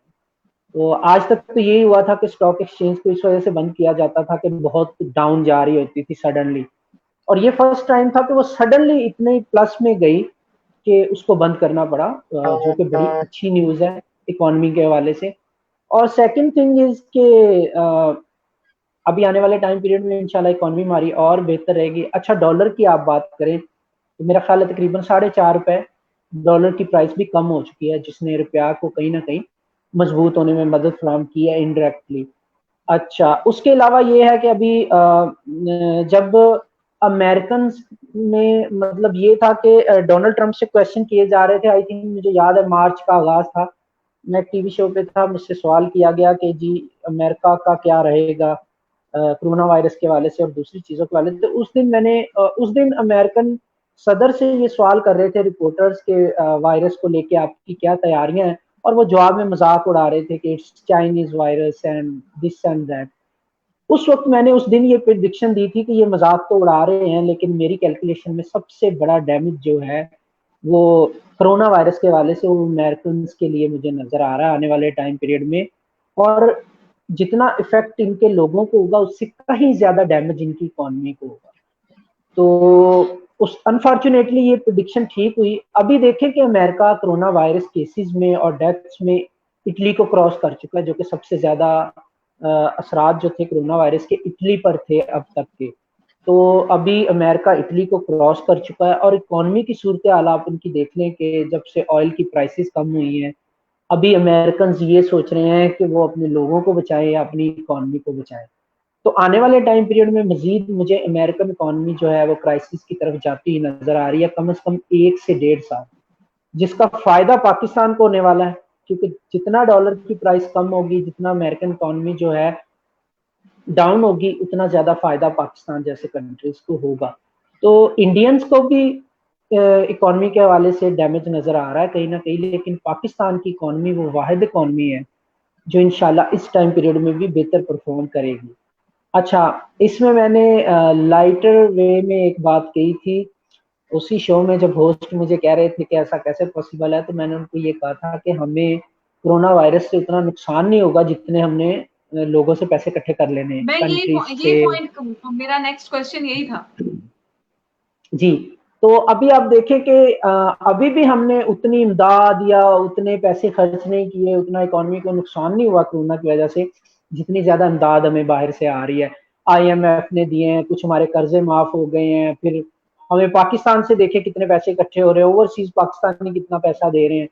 तो ओवरऑल मैं फिर दोबारा लाइटर नोट में यही कहूंगा कि हमें उतना इकोनॉमी को नुकसान नहीं होगा जितने पैसे हमें कुछ ना कुछ बच ही जाएगा इसमें से। अगर मैं ये बात करूं कि जितने पैसे हमारे पास आने वाले इमदाद की सूरत में, तो हमारे पास पैसे बच ही जाएंगे, जो कि नेक्स्ट हमारी इकोनॉमी को स्टॉक एक्सचेंज से वाले से और दूसरी चीजों के हवाले से बेहतरी की तरफ लेके जाएंगे। दूसरा हिस्सा था आपके सवाल का कि कारोबारी चीजें कब बेहतर होंगी, तो मुझे ऐसा लगता है कि अभी चूंकि 5th मंथ का आगाज हो गया, हो जाएगा 1-2 दिन में। 5th मंथ जो है वो मई का है, 5 का अदद पाकिस्तान के लिए लकी है। तो चूंकि पाकिस्तान 14 अगस्त को बना था जिसका अदद 5 बनता है, तो 5वें महीने के मिड से इंशाल्लाह और स्पेशली 21 मई के बाद से चीजें जो है वो बेहतरी की तरफ जाना शुरू हो जाएंगी। अच्छा, ये आगाज होगा पाकिस्तान में जॉब्स का, कारोबार की बेहतरी का आगाज की बात कर रहा हूँ। अब कुछ लोग ये लेके ना बैठ जाएं कि 21 मई को मुझे कहें कि जी सब कुछ ठीक नहीं हुआ, सब कुछ बेहतर क्यों नहीं हो गया। मैं अगेन कह रहा हूँ कि 21 मई 2020 से जॉब्स और कारोबार के रिवाइवल का आगाज होगा। उसमें थोड़ा टाइम जरूर लगेगा, लेकिन इंशाल्लाह ताला कम बैक होगा और पाकिस्तान दोबारा से ना सिर्फ जो है कारोबार के हवाले से बेहतरी की तरफ जाएगा, बल्कि मजीद बढ़ेगी इंपोर्ट एक्सपोर्ट हमारी, और इकोनॉमी बहुत बेहतर परफॉर्म करती नजर आ रही है, स्पेशली 15 मई 2020 के बाद से। अच्छा कनाज साहब, ये तो बहुत अच्छी आपने बातें बताई जो कि हमारे अवाम के लिए बहुत फायदेमंद है। एक क्वेश्चन बड़ा सीरियस है। इमरान खान साहब के सितारे, हमारे प्राइम मिनिस्टर साहब के सितारे कुछ आप कहते हैं स्टेबल रहते हैं, लेकिन उनके सितारे तो मुस्तकिल गर्दिश में है और कोई ना कोई कभी ना कभी किसी ना किसी तरीके से उनको लपेट ही लेता है। 2 क्वेश्चन, एक तो ये कि क्या ये साल सुकून से निकल जाएगा उनकी जिंदगी से, और दूसरा क्वेश्चन ये कि 5 साल पूरे कर जाएगी ये हुकूमत। मैंने जब खान साहब प्राइम मिनिस्टर बनने वाले थे ना, तो पाकिस्तान के तमाम लोग, एस्ट्रोलॉजर वगैरह, ये वो सब प्रेडिक्ट कर रहे थे कि इंडिया के एस्ट्रोलॉजर्स भी और बहुत सारे पाकिस्तानी एस्ट्रोलॉजर्स ने, सॉरी टू से, उनको कॉपी किया इंडियन एस्ट्रोलॉजर्स की प्रेडिक्शन को कि इमरान खान की कुंडली में राजयोग नहीं है और वो राजा नहीं बन सकते, यानी प्राइम मिनिस्टर कभी जिंदगी में बन नहीं सकते वगैरह वगैरह। I was the only one जिसने प्रिडिक्ट किया था कि वो पाकिस्तान के प्राइम मिनिस्टर बनेंगे, और अल्हम्दुलिल्लाह ये प्रिडिक्शन ठीक साबित हुई। अभी जब 2020 का आगाज हुआ तो लोगों ने कहा बस जी ये जनवरी में हुकूमत जा रही है, प्रिडिक्शनें दे रहे थे एस्ट्रोलॉजर्स, फरवरी में हुकूमत जा रही है, और जो रह गए थे 30% लोग, उन्होंने कहा जी कि मार्च में तो हुकूमत चली गई ना, बस आप देखेंगे यहाँ पे एक नया सेटअप आएगा, पता नहीं क्या आ जाएगा, कौन आके हुकूमत कर लेगा यहाँ पे। उनको लग रहा था कि आसमान से कुछ बंदे उतरेंगे, वो आके गवर्नमेंट संभाल लेंगे। तो मार्च उन्होंने एंड टाइमलाइन दी थी कि अब तो बस अब इमरान खान साहब यहाँ पे नजर नहीं आएंगे। मैंने उस वक्त भी ये प्रिडिक्शन दी थी कि जो मर्जी हो जाए, खान साहब प्राइम मिनिस्टर हैं पाकिस्तान के इंशाल्लाह 2020 के एंड तक। और 5 साल पूरे करने की आप बात कर रही हैं, तो मेरी प्रिडिक्शन तब भी यही थी, अब भी यही है कि अनटिल अनलेस इमरान खान साहब असम्बलियां डिसॉल्व नहीं करते, वो पाकिस्तान के प्राइम मिनिस्टर रहेंगे। जिस दिन वो असम्बलियां डिसॉल्व करेंगे, खुद करेंगे, कोई उनकी हुकूमत नहीं गिरा सकता।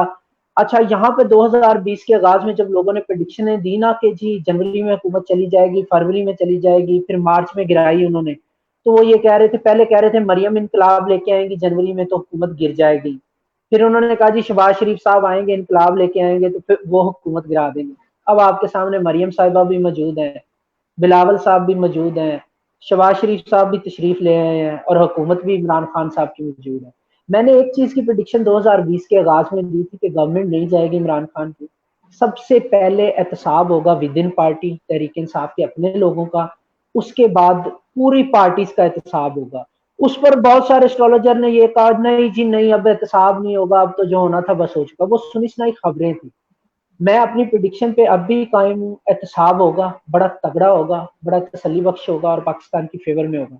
मेरी एक प्रिडिक्शन तो सही हो गई है कि पीटीआई ने अपने लोगों का एहतसाब तो शुरू कर दिया है। जहांगीर तरीन साहब का नाम आना, खुसरो बख्तियार साहब का नाम आना, और पहले जो है वो कुछ क्या कह लें, अपनी गलतियों की वजह से फवाद चौधरी चेंज हुए। अब फिरदौस आशिक अवान साहिबा ने अगर कुछ मिस्टेक्स की हैं तो आपके सामने उनको भी वजारत से हटा दिया गया है। आने वाले दिनों में और भी नाम पीटीआई से नजर आएंगे। अगेन मेरी प्रिडिक्शन का एक पार्ट अभी ठीक हो रहा है कि पीटीआई विद इन पार्टी एहतसाब करेगी फर्स्ट, एंड सेकेंडली सबका नंबर आने वाला है। मैं अगेन उसी को रिपीट कर रहा हूँ, कोई इनकलाब नहीं आ रहा, कोई गवर्नमेंट नहीं जा रही, बल्कि जिन लोगों ने हुकूमत गिरानी थी ना, अब वो एहतसाब के लिए आपको तैयार होते हुए नजर आएंगे। और आप ये 15 मई के बाद देखेंगे कि एहतसाब का एक ऐसा अमल शुरू होगा जो इंशाल्लाह अब नहीं रुकेगा, क्योंकि पहले एक दो दफा तातुल रहा है दरमियान में कि थोड़ा सा टाइम पीरियड मिल गया। अच्छा, बहुत सारी चैमगोइयां फरवरी के एंड पर ये भी रही, मार्च के मिड में शायद, कि वो जहांगीर तरीन साहब का नाम आ गया, और कुछ लोगों ने जिन्होंने प्रेडिक्ट किया था ना कि खान साहब की हुकूमत मार्च में चली जाएगी, उन्होंने ये कहना शुरू कर दिया कि अब जो हैं जहांगीर तरीन साहब अपने एमपी एमएनए को लेके, जिनको उन्होंने खान साहब के साथ मिला के हुकूमत बनाई थी ना, उनको लेके फॉरवर्ड ब्लॉक बनाएंगे और वो मिल जाएंगे नून लीग के साथ, और जी वो खान साहब की हुकूमत गिरा देंगे। फिर कुछ लोगों ने कहा कि नहीं, परवेज लाई साहब के साथ मिलेंगे वो अपने एमपीज लेके और वो गिरा देंगे इमरान खान साहब की हुकूमत, तो इमरान खान साहब की हुकूमत जाती ही नजर आ रही। मार्च भी चला गया, परवेज लाई साहब भी इमरान खान साहब के साथ हैं। मतलब और ये तो कंफर्म है कि कनान चौधरी साहब ने प्रिडिक्ट कर दिया है कि इमरान खान साहब की हुकूमत कहीं नहीं जाती, कुछ भी कर लो। 2020 में 2020 में तो कोई खतरा है ही नहीं इमरान खान साहब को, आगे भी कोई खतरा नहीं है। इमरान खान चाहे तो अपने 5 साल पूरे करेंगे बड़े आराम से। मैं एक ऑप्शन मुझे नजर आता है, अनटिल अनलेस खान साहब खुद असम्बलियां डिसॉल्व नहीं करते, वो आपके पाकिस्तान के इंशाल्लाह प्राइम मिनिस्टर रहेंगे। अल्लाह ताला उनको जिंदगी से दे, वो कहीं नहीं जाने वाला। अब जितना अज्यूम कर रहे हैं लोग, करते रहे कि यहाँ से आएगा, क्योंकि मैं प्रिडिक्शन देता हूँ तो मेरा काम तो प्रिडिक्ट करना है। ये जो चीजें मैंने हवाला दिया, ये भी इसलिए दिया है कि कुछ लोग इसको बेस बना के, अभी भी आप देखें कि पाकिस्तान में बहुत सारे एस्ट्रोलॉजर्स लोगों को गुमराह कर रहे हैं कि आज हुकूमत जा रही है, कल जा रही है। मैं हैरान भी होता हूँ देख के कि लोग उन पे बिलीव भी करें। अभी भी मुझे लोगों के मैसेजेस आ रहे हैं कि पता नहीं किस एस्ट्रोलॉजर ने प्रेडिक्ट कर दिया है कि कोरोना वायरस जो है वो अब पूरी जिंदगी का हिस्सा बन जाना है, वो कभी जाना ही नहीं है। मैं हैरान भी हुआ। अच्छा, फिर मैं मैंने कनान साहब आपसे ना यहाँ पे एक बात यहाँ से कंटिन्यू करना चाहती हूँ, लेकिन मैं लोगों को बताती चलूं कि कनान साहब से अब हम आपके हवाले से भी मैसेजेस लेंगे, यानी कि आपको बतानी होगी अपनी डेट ऑफ बर्थ, मंथ और आपका ईयर और अपना पूरा नाम आप बताएंगे, और आपका जो भी सवाल है उसको थोड़ा प्रिसाइज्ड शॉर्ट उसमें जुमले में लिख के आप जो भी आप पूछना चाहते हैं वो आप हमें कमेंट बॉक्स में नीचे इनबॉक्स हमारे जो कमेंट बॉक्स है उसमें मैसेज करते जाएं। राइट आफ्टर दिस जो कि अभी ये कनान साहब कंक्लूड कर रहे हैं, उसके बाद हम बढ़ेंगे लोगों के मैसेजेस की तरफ। जी कनान साहब। तो मैं बड़ा हैरान भी हुआ सुन के कि पता नहीं किसने ये प्रेडिक्ट कर दिया है कि जी अब पूरी जिंदगी का हिस्सा बन जाना कोरोना वायरस ने, और ये तो कभी मतलब जाना ही कब नहीं है। जाएगा, मेरी जान छोड़ेगा कब, ये क्या कहती है आपकी? अच्छा, मैंने इस पर आगाज में प्रिडिक्शन दी थी, बल्कि मैं थोड़ा सा हवाला भी देता चलो। जब 2020 का आगाज हुआ तो मैंने एक वीडियो बनाई थी, अपने यूट्यूब चैनल पे अपलोड की थी, उसका मैंने टाइटल रखा था कि 2020 will be year of anxiety and depression. तो उसमें मैंने बताया था कि क्यों 2020 एंग्जाइटी और डिप्रेशन का साल रहेगा। तो उसमें मैंने जो लॉजिक दी थी वो ये थी कि 2 और 2 को जमा करने से अदद 4 आता है, जो कि राहु का अदद है, और राहु जो है ये कंट्रोवर्सीज क्रिएट करता है, मेंटली तौर पे लोगों को डिस्टर्ब करता है। उसमें मैंने ये क्लियरली बताया था कि राहु नई बीमारियां भी इजाद करता है और ऐसी बीमारियों का इलाज भी दरियाफ्त करता है जो अभी तक नहीं हुआ होता।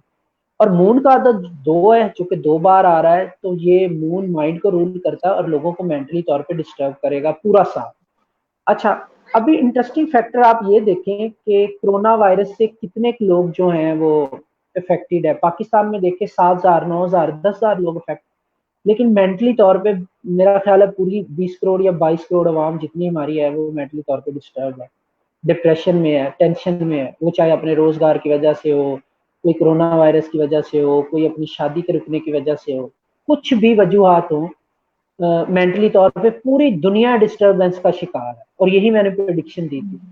अगेन मैं इसी चीज को आगे बढ़ाता हूँ कि 15 मई के बाद से पाकिस्तान में इंशाल्लाह, और हमारे जो हमसाया ममालिक हैं, इंडिया इंडिया और पाकिस्तान में जो है चीजें कोरोना के वाले से काफी बेहतर हो जाएंगे। पाकिस्तान में तो अच्छा। इंशाल्लाह 15 मई के बाद जो है वो मामूलात जो है जिंदगी के आहिस्ता आहिस्ता रिकवरी की तरफ आना शुरू हो जाएंगे। तो 15 मई के बाद कोरोना वायरस के क्या कहते हैं इफेक्ट्स खत्म होते हुए नजर आ रहे हैं मुझे इंशाल्लाह। ये और तो आपने बहुत बड़ी वर्ल्ड न्यूज़ दी वाइड, है। हाँ इंशाल्लाह ऐसा ही होगा। अच्छा, अगर वर्ल्ड वाइड में बात करता हूँ तो अमेरिका को 1 से 1.5 साल प्रॉब्लम रह सकता है। एग्जैक्टली मैं देखूँ तो 2 साल तक अमेरिकन इकोनॉमी जो है वो संभलती हुई मुझे नजर नहीं आ रही, और उसकी रीजन कोरोना वायरस ही होगा। ये मैं पहले भी प्रिडिक्ट कर चुका हूँ और अब तो सबको नजर भी आ रहा है। यूरोप की बात करें तो यूरोप में सितंबर 2020 के बाद चीजें बेहतर होना शुरू होंगी। अच्छा, पाकिस्तान में कराची में सूरत हाल थोड़ी 15 मई तक प्रॉब्लम वाली नजर आ रही है मुझे कैलकुलेशन वाइज। और ईरान की अगर मैं बात करूं, ईरान का इसलिए स्पेशली जिक्र कर रहा हूँ, एक तो इस्लामी मुल्क है, दूसरा हमारे बहुत सारे लोगों का ज़ियारतों के लिए वहाँ पे आना जाना भी रहता है। तो ईरान में शायद 1 से 1.5 साल ईरान को भी डैमेज करेगा ये, उनकी इकोनॉमी को भी स्पेशली। और कोरोना वायरस के अलावा भी ईरान को कहीं ना कहीं इंटरनल एक्सटर्नल सिक्योरिटी इश्यूज और इस तरह की चीज़ों का सामना रहेगा। तो कोरोना वायरस की अगर पाकिस्तान के हवाले से बात करते हैं तो इंशाल्लाह 15 मई के बाद चीज़ें जो हैं वो रिकवरी की तरफ जाती नजर आती हैं। तो कहीं ना कहीं जिंदगी में मूल पे आती हुई नजर आ रही है 15 मई 2020 के बाद। इंशाल्लाह इंशाल्लाह। मैं चाह रही हूँ कनाल साहब कुछ लोगों के मैसेजेस की तरफ बढ़ते हैं। लोग क्या कह जी रहे जी। हैं? अच्छा जी, जियाउर रहमान कह रहे 13 मार्च 1993 काम कब सेट होगा अपना बिजनेस? अच्छा जी, बिजनेस ये मुझे नजर आ रहा है जियाउर रहमान है। तो जियाउर रहमान, आपका बिजनेस के हवाले से टाइम पीरियड जो है वो इस साल के एंड पे बेहतर होता हुआ नजर आ रहा है। लेकिन मैं एक चीज आपको एडवाइस करना चाहूंगा कि कभी भी आप पार्टनरशिप मत कीजिए, क्योंकि पार्टनरशिप जब भी आप करेंगे आपको प्रॉब्लम देगी, क्योंकि आपकी बहुत ज्यादा लोगों के साथ हमआहंगी बनती नहीं है। आप लोगों की बुराइयां उनको पहले बताते हैं, अच्छाइयां बाद में बताते हैं, तो इस वजह से आपकी किसी के साथ बनने वाली तो है नहीं। तो पार्टनरशिप से अवॉइड करेंगे तो बेहतर रहेगा। और दूसरी एडवाइस आपके लिए ये है कि कोई भी ऐसा काम मत कीजिएगा जिसमें अचानक पैसा बनाया जा सकता हो, जैसे स्टॉक मार्केट है या फिर बॉन्ड्स हैं या इस तरह की चीजें, वो आपके लिए लकी नहीं है। लॉन्ग टर्म प्लान्स को लेके चलें तो आप सक्सेसफुल रहेंगे। लेकिन शॉर्ट टर्म जो प्लान्स हैं या शॉर्ट टर्म मनी जो है या सोर्स ऑफ इनकम जो ऐसा है कि अचानक पैसा आ सकता है और जा भी सकता है, तो उसमें आपके अनफॉर्चुनेटली जाने के चांसेस ज्यादा नजर आ रहे हैं। इस चीज को अवॉइड करें तो सक्सेसफुल नजर आ रहे हैं आने वाले। बहुत सोच समझ के ज़िया साहब आपको चलना होगा। मतलब अच्छा वक्त भी आपका आ सकता है और आपकी बेवकूफी से वो बुरे वक्त में भी कन्वर्ट हो सकता है।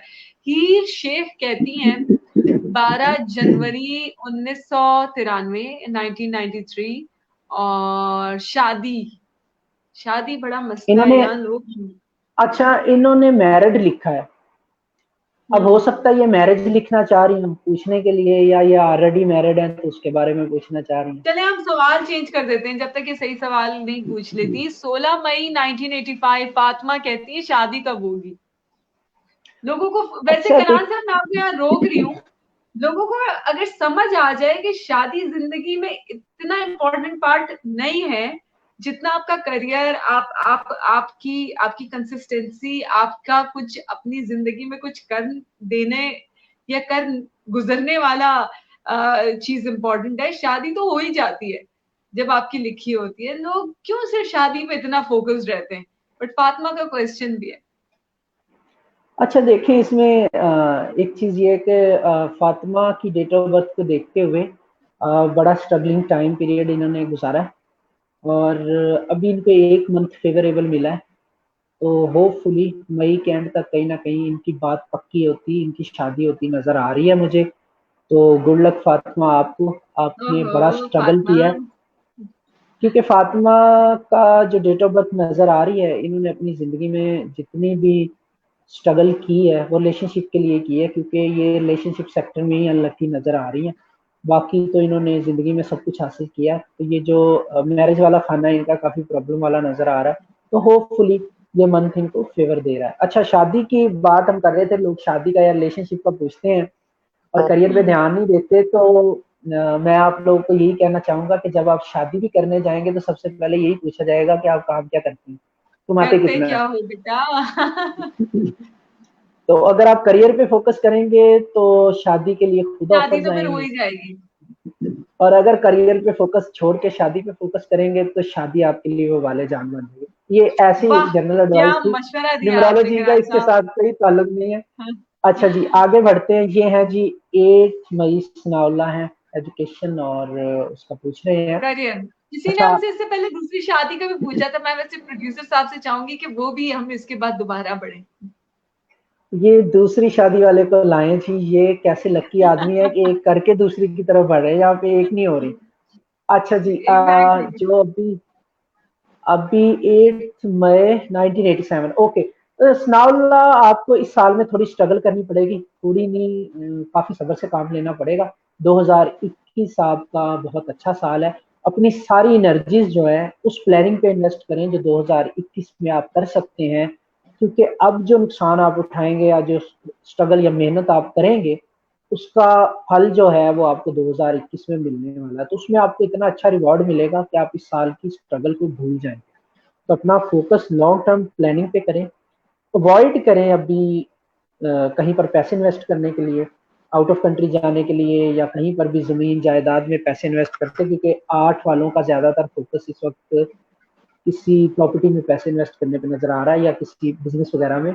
तो आप अवॉइड करें, कोशिश करें कि अगर बहुत मजबूरी भी है तो सितंबर 2020 के बाद ऐसा करें, और इसका रिजल्ट आपको 2021 के मिड के करीब ही कहीं जाके मिलेगा। तो आपको थोड़ा सा टाइम पीरियड जो है वो सब्र से गुजारना पड़ेगा। वैसे तो आपने बड़ा सब्र किया नजर आ रहा है आपकी डेट ऑफ बर्थ में। अच्छा, ये 6 जनवरी वाले अच्छा आ गए कुणाल साहब, हैं। मैं यहाँ आपको रोक भी रही हूँ। मैं मेरी आपसे जाती रिक्वेस्ट है कि हम तो शो बहुत लंबा भी खींच सकते हैं। आपके पास जितना टाइम हो आप उसी हिसाब से बताइएगा। जहां आप कहेंगे कि जी बस अब मेरी बस हो गई है और अब जो है ना वो हम किसी अगले दूसरे तीसरे चौथे पांचवें शो में मिलेंगे, तब तक आप हैं इस शो में, तो हम उस वक्त क्वेश्चंस ले सकते हैं।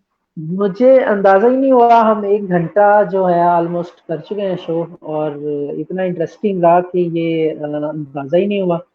तो मेरा ख्याल है कि अभी हम जो जनरल क्वेश्चंस हैं आपके उस पे आ जाते हैं। लोगों से ये कहते हैं कि जिन लोगों ने भी अपने बारे में पूछना है, ये वाला लिंक मैंने अपने फेसबुक पेज पे कनान चौधरी के नाम से जो है वहां पे दे दिया है।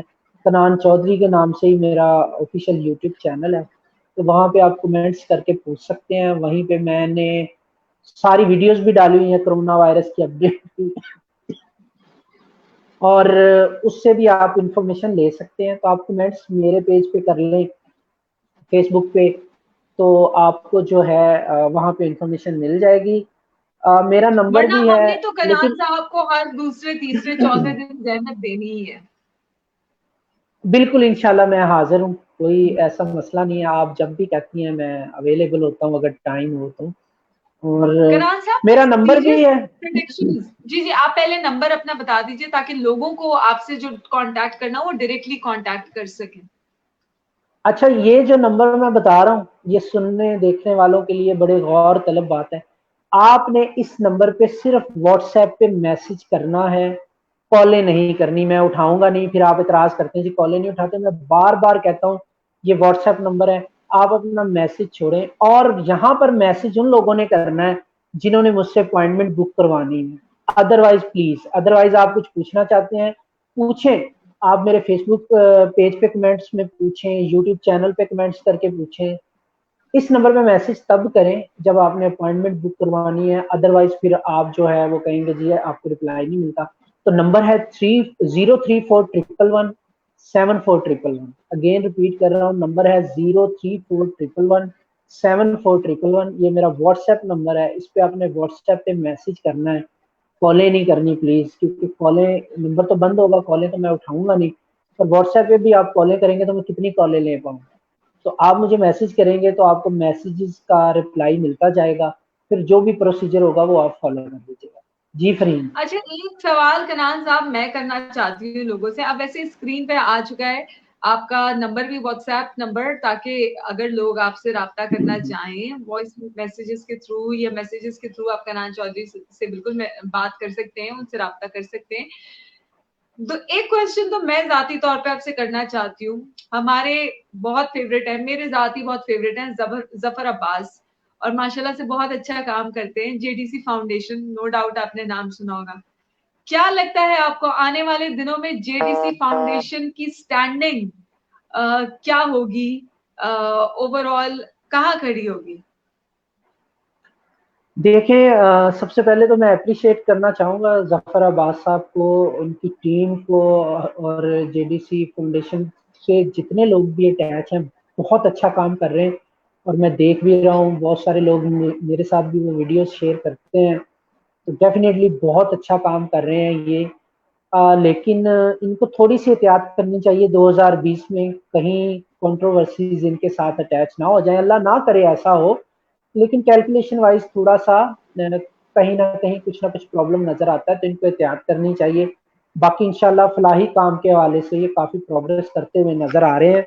और मुझे लग रहा है कि कहीं ना कहीं जफर अब्बास जो हैं वो सोशल वर्क से आगे बढ़ते भी नजर आ सकते हैं इस साल के एंड तक हमें। फिर शायद वो कोई पार्टी हो या कुछ इस तरह की चीजें हों तो वो भी हो सकती हैं अच्छा, बाय एंड ऑफ 2020। यस, ये लेकिन जफर पॉसिबल भाई नजर तो आ रहा है। क्लियरली कह चुके हैं कि मैंने किसी पार्टी को मैंने ज्वाइन नहीं करना। देखिए, मैंने आपको एक एग्जांपल दी ना कि ताहरुल कादरी साहब भी अनाउंस कर चुके थे जिस वक्त मैंने प्रेडिक्ट किया था। मुझे ऐसा जो है वो नजर आ रहा है, कैसी पॉसिबिलिटी है। हो सकता है वो अपॉर्चुनिटी वेल ना करे, लेकिन मुझे लग रहा है कि 2020 के एंड तक कुछ ना कुछ पॉसिबल है इससे रिलेटेड। अच्छा, एक सवाल मैं आपसे ये करना चाहती हूँ कि पाकिस्तान की, आपने इकोनॉमी की बात की, पाकिस्तान की जो ये अवाम है, जो मेंटली काफी स्ट्रेस्ड और अनस्टेबल कंडीशन में जाती जा रही है मेंटली, और साथ साथ पैसों के हवाले से भी बात करें तो बहुत सारे लोग अब आहिस्ता आहिस्ता थोड़े गुर्बत की तरफ का रेशो बढ़ता जा रहा है, फिलहाल के लिए ही सही। उनकी जिंदगियों में अच्छे दिन 15 मई के बाद से आना शुरू हो जाएंगे? बिल्कुल आगाज हो जाएगा 15 मई के बाद से चीजें बेहतर होने का। अच्छा, एक तो जो जॉब्स अभी लोगों की बंद हुई हुई हैं या कंपनियां बंद हैं, रोजगार के मौके बड़े कम हुए हुए हैं, ऑलमोस्ट खत्म हो चुके हैं, उनका रिवाइवल होगा। और दूसरा ये भी जो मैं देख रहा हूँ स्पेशल चीज वो ये है कि जून 2020 में इंशाल्लाह पाकिस्तान में नई जॉब्स क्रिएट होती मुझे नजर आ रही है। वो बहुत अच्छी चीज लग रही है मुझे। कैलकुलेशन वाइज अगर मैं देखता हूँ तो नई बहुत सारी जॉब्स क्रिएट होती हुई नजर आ रही हैं जून 2020 में। तो इंशाल्लाह जहाँ पे जिन लोगों की जॉब्स मुश्किल में है वो बेहतरी की तरफ जाएंगी, रिकवरी की तरफ जाएंगी, बल्कि बहुत सारी नई जॉब्स क्रिएट होंगी, नई जॉब अपॉर्चुनिटीज मिलेंगी लोगों को। तो ओवरऑल इंशाल्लाह पाकिस्तान के लिए 15 मई के बाद टाइम पीरियड बहुत पॉजिटिव नजर आ रहा है। हमारी कनान साहब, इकोनॉमी भी मीडिया, बेहतर होगी। पाकिस्तानी मीडिया इंडस्ट्री काफी आजकल स्ट्रगलिंग मोड में चल रही है। पाकिस्तान की ये मीडिया साइड, मीडिया इंडस्ट्री, हमारे चैनल्स, इनकी स्टेबिलिटी के हवाले से मैं थोड़ा सा पूछना चाहूंगी कि आपको क्या लग रहा है कि ये थोड़ा स्टेबिलिटी की तरफ जाएंगे या अब इनकी मार्केट शायद खतरे में पड़े, और ये सोशल मीडिया, जिस तरह आपने कहा कि ये सोशल मीडिया साइट पे जो एक्टिव लोग हैं उनका वक्त इस टाइम ज्यादा सपोर्ट करेगा? अच्छा, मैंने 2020 के आगाज में इसी तरह एक क्वेश्चन के जवाब में ये प्रिडिक्शन दी थी कि 2020 में मीडिया के लिए अच्छा जरूर होगा, लेकिन एहतसाब के बाद कुछ SOPs बनेंगे, कुछ नए रूल्स एंड रेगुलेशंस बनेंगे मीडिया के लिए और सोशल मीडिया के लिए, उसके बाद कुछ लोगों का एहतसाब होगा। तो अभी आप देखें कि कुछ मीडिया एंकर्स तो प्रॉब्लम में आए हुए हैं अवाम के हाथों, और जियो के जो ऑनर है मीर शकील रहमान, वो ऑफिशियली अरेस्ट है मेरा ख्याल है, उनके लिए प्रॉब्लम्स हैं। कुछ और प्रॉब्लम्स मुझे मीडिया के लिए नजर आ रही हैं, लेकिन वो मीडिया और पाकिस्तान की बेहतरी के लिए होंगी इंशाल्लाह। इस एहतसाब वाले पार्ट के बाद कुछ नए रूल्स एंड रेगुलेशंस बनेंगे मीडिया के वाले से, सोशल मीडिया के वाले से, कुछ नए शकील साहब आपको बहुत जल्दी बाहर आते हुए दिख रहे?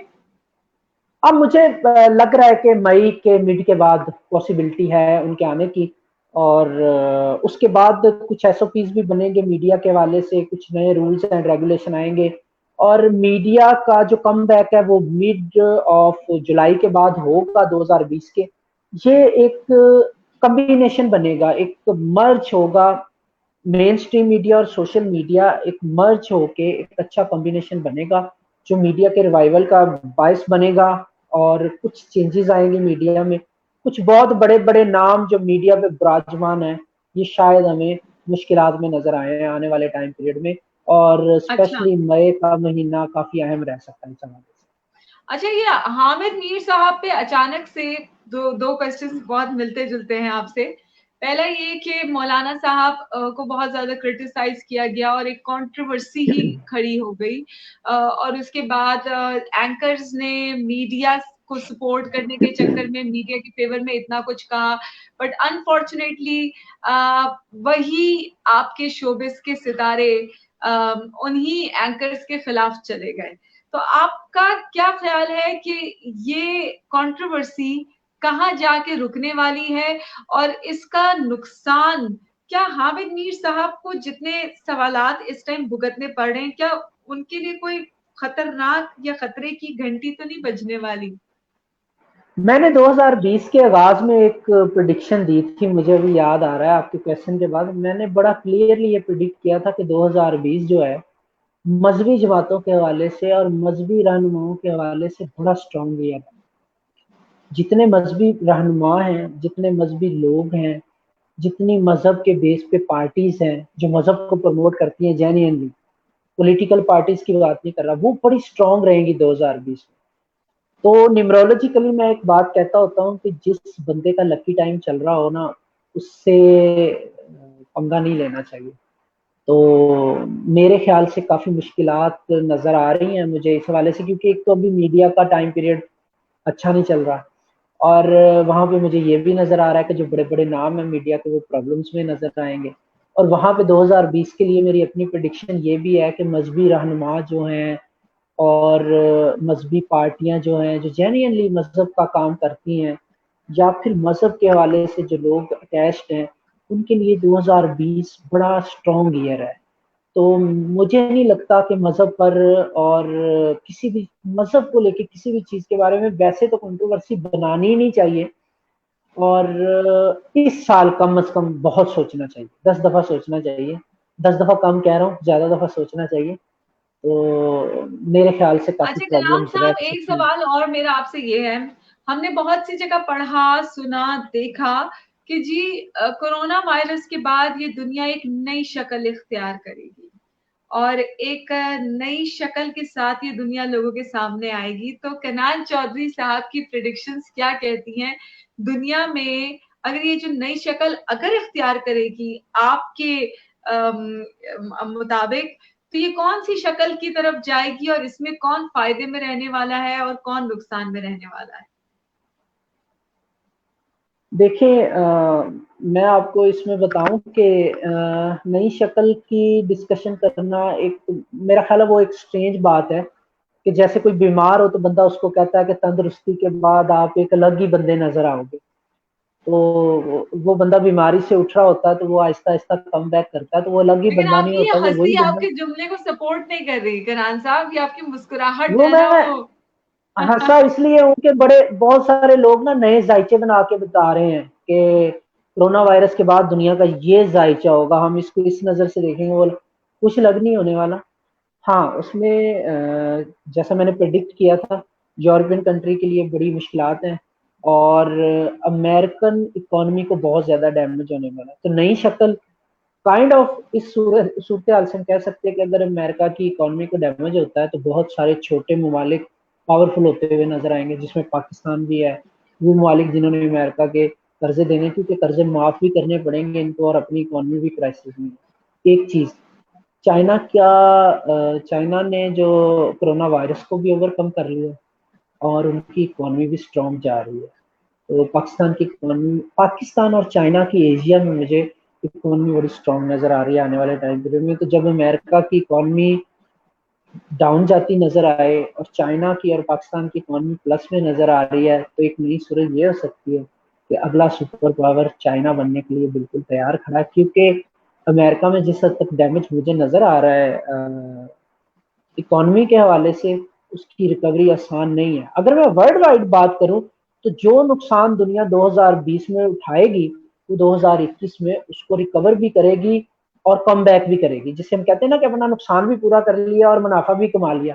वहां वाली सिचुएशन नजर आ रही है 2021 में। ये वर्ल्ड वाइड बात कर रहे हैं। अमेरिका को डैमेज रहेगा और वो 1.5 से 2 साल रहेगा, और यही वो टाइम पीरियड है जिसमें चाइना बहुत ज्यादा स्ट्रांग नजर आ रहा है। 2022 का जो अदद है वो चाइना को इतना सपोर्ट कर रहा है कि शायद उस वक्त सबसे ज्यादा स्ट्रॉन्ग सुपर पावर का कैंडिडेट चाइना हो। 21 से 22 के दरमियान ये हैपनिंग हो सकती है। अगर इसको हम नई शक्ल कहते हैं तो यस, अगर हम उसको नई शक्ल कहते हैं कि जी आधी दुनिया तबाह हो जाएगी और आधी बच जाएगी, तो वो गलत बात है। कुछ लोग इस तरह की बातें कर रहे हैं, तो ऐसा कुछ नहीं होने वाला। Thank you so much Kanan Chaudhary साहब आपके हमारे शो में आने के लिए। और हम सीरियसली हम चाहेंगे कि हम आपको वक्तन फवक्तन अपने शो में जहमत देते रहें और आप इसी तरीके से हमें बहुत इंटरेस्टिंग सी चीजें हमारी इंडस्ट्री और हमारे इस मुल्क से रिलेटेड और हमारी इस दुनिया से रिलेटेड और हमारी इस दुनिया में रहने वाले लोगों की जिंदगियों से रिलेटेड बताते रहें। अगर आप कुछ कहना चाहें इंशाल्लाह। आखिर में, तो मैं चाहती हूँ कि आप अपनी एंडिंग जो भी आप कहना चाहें लोगों से वो प्लीज कहिए और फिर हम अपना शो यहीं पे खत्म करेंगे। मैं सिर्फ इतना कहना चाहूंगा कि न्यूमरोलॉजिकली अगर मैं देखता हूँ तो टेंशन, एंजाइटी, डिप्रेशन 2020 में बहुत रहने वाला है तमाम लोगों के लिए, स्पेशली जो लोग किसी भी महीने की 2, 11, 20 या 29 को पैदा हुए हैं, या फिर 7, 16 या 25 को पैदा हुए हैं, या 8, 17 या 26 को पैदा हुए हैं, किसी भी महीने की, उन लोगों को ये ज्यादा सेंसिटिव लोग हैं, टेंशन ज्यादा लेते हैं। लेकिन गुड न्यूज इज के आने वाला टाइम पीरियड जो 2021 का है वो बहुत ज्यादा फायदा देने वाला है। उसमें सब कुछ रिकवर हो जाएगा। तो फारग मत बैठे, मेडिटेशन, योगा, एक्सरसाइज इसका सहारा लें ताकि आप मेंटली तौर पे डिस्टर्ब ना हो। क्योंकि ओवरऑल वर्ल्ड वाइड मैंने प्रेडिक्ट भी किया था, अब नजर भी आ रहा है कि टेंशन बहुत ज्यादा रहने वाली है। तो उसको ओवरकम करके अपनी हेल्थ को अच्छा रखें, एक्सरसाइज करें, फासला रखें, सोशल डिस्टेंस जिसको हम कहते हैं, और एहतियात करें। क्योंकि जिंदगी और सेहत बना के रखेंगे तो इस नुकसान की भरपाई आने वाले टाइम पीरियड में कर पाएंगे। अगर खुदा ना खास्ता हमने इतना स्ट्रेस और टेंशन ले ली कि हमने अपने आप को, अपनी हेल्थ को डिस्टर्ब कर लिया, तो आने वाला टाइम पीरियड जितनी भी अपॉर्चुनिटीज लेके आ जाए हम उसको अवेल ही नहीं कर पाएंगे। उसको अवेल करने के लिए हमें अपनी हेल्थ, मेंटल हेल्थ, सेहत, इन चीजों की जरूरत होगी, फिजिकली एक्टिव होने की जरूरत होगी। तो इस पर ध्यान दें। आने वाला time period according to my calculation बड़ा अच्छा आने वाला है। थैंक यू सो मच, अपना बहुत सारा ख्याल रखिएगा और हम चाहेंगे कि इन फ्यूचर भी इंशाल्लाह आपकी खिदमत हम हासिल करते रहें। इंशाल्लाह। Thank you so much for inviting. Thank you.